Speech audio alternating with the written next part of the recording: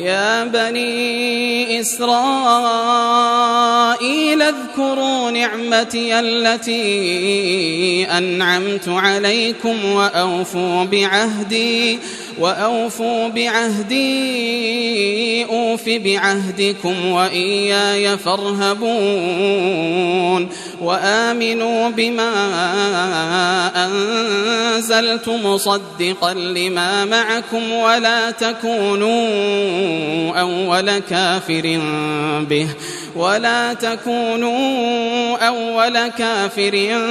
به ولا تشتروا بآياتي ثمنا قليلا وإياي فاتقون ولا تلبسوا الحق بالباطل وتكتموا الحق وأنتم تعلمون وأقيموا الصلاة وآتوا الزكاة واركعوا مع الراكعين أتأمرون الناس بالبر وتنسون أنفسكم وأنتم تتلون الكتاب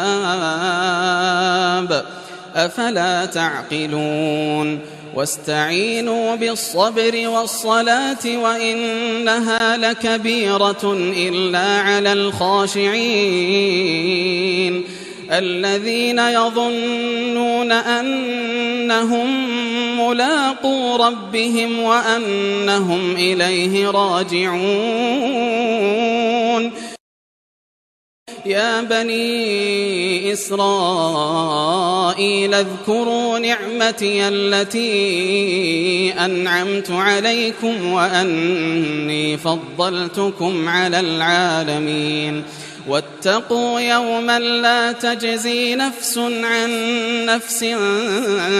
شيئا ولا يقبل منها شفاعة ولا يؤخذ منها عدل ولا هم ينصرون وإذ نجيناكم من آل فرعون يسومونكم سوء العذاب يذبحون أبناءكم ويستحيون نساءكم وفي ذلكم بلاء من ربكم عظيم وإذ فرقنا بكم البحر فأنجيناكم وأغرقنا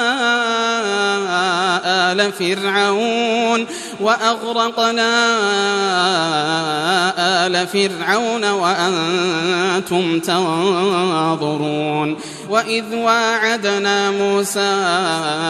40 ليلة